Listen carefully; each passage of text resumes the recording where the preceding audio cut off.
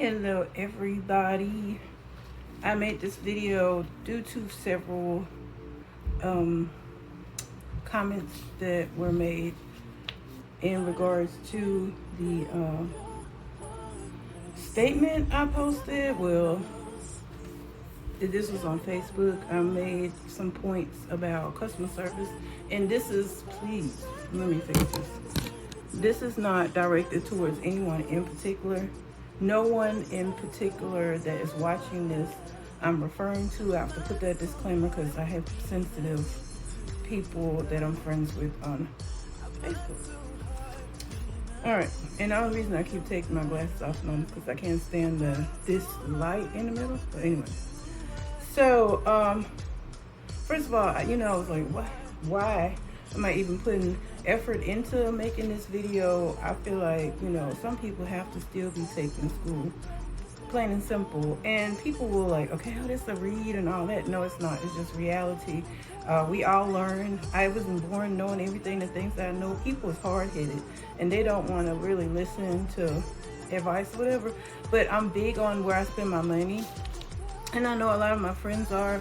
And like, I read a lot of reviews, and I also invest a lot of time and effort in choosing where I spend my money. So these are some pointers for those of you that call yourselves entrepreneurs. Okay, and on top of that, like, okay, you're a whole school teacher. How can you give pointers on customer service or running a business? Well, if you know me well, you should already know the answer to this. If you don't know me, I've been involved in entrepreneurship for, I would say, I'd give it at least going on 20 years. In 2021, it'll be about 20 years. So this is on various levels, from customer service that I've had to provide for my businesses in regards to taxes. I've done jewelry sales. I've done other things that were like service provided. Like, I've even done I would call it semi-amateur photography, just things that involve customer service where you interact with the customer. So it's not what your business is. I'm concerned with how some people are treating their customers, and then they're wondering why they're either receiving bad feedback or no, the customers aren't coming back. So this is just, a couple tips for those of you. But anyways, all right, so the first thing that I wrote down, don't ever take me as a one-trick pony. That's just not me.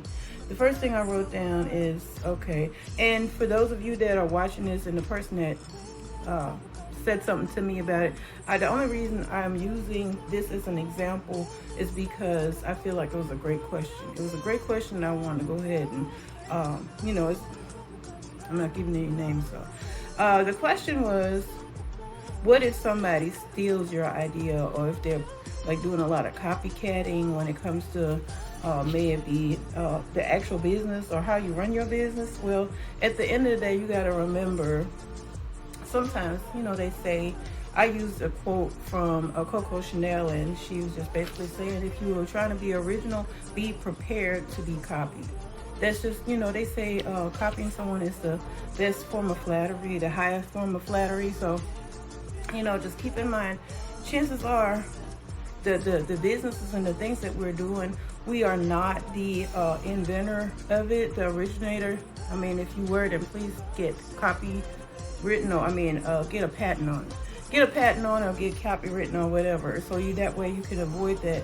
But in regards to people stealing ideas or copying, there's a pretty good chance that you weren't the first person that's done that or used a similar logo. You're not the first person that made a red velvet cake. You're not the first person to do this. You might put your spin on it.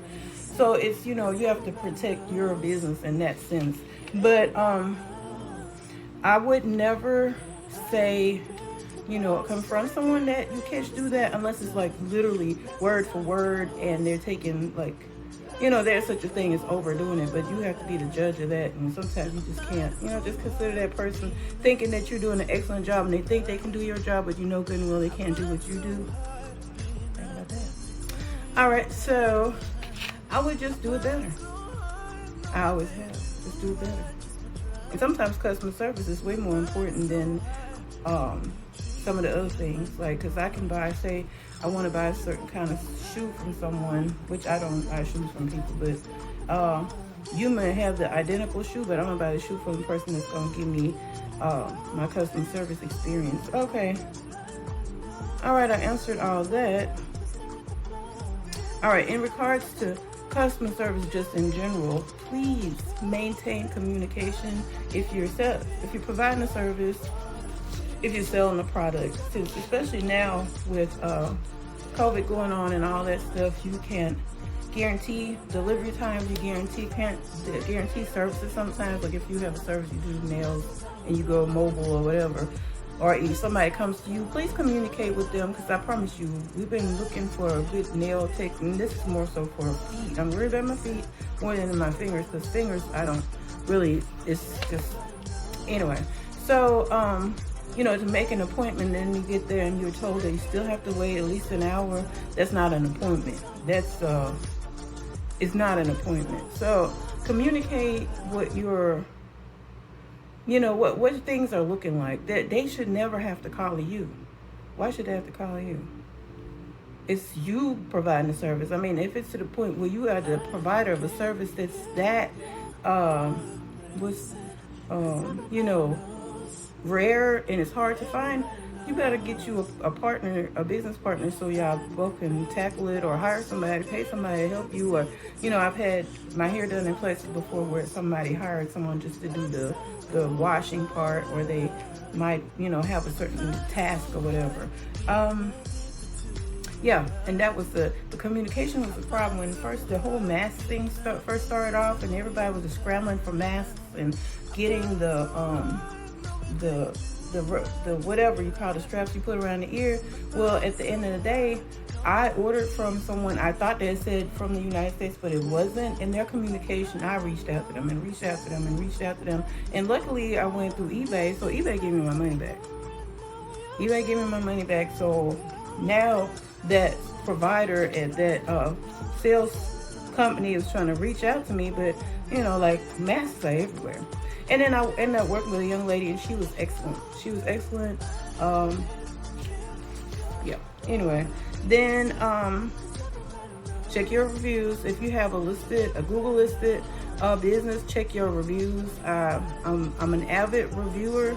I'm actually one of the, I guess they give you scores or whatever. So, I mean, don't think that's all I do with my time. But sometimes, you know, you got that spare time when you're sitting there waiting on a doctor's appointment or whatever, and you just scrolling.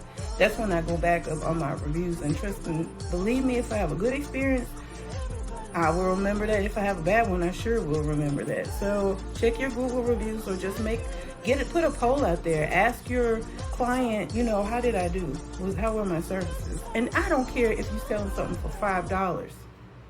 It doesn't matter, because those $5 add up, especially if they come back and get multiple items or whatever the case may be. Oh, and yeah. And this I can't feel your unrest, cause everybody knows. Everybody knows. Everybody sure doesn't have. I can feel your body shaking of every single touch. That's just how it goes. That's just how it goes. I find it so hard being a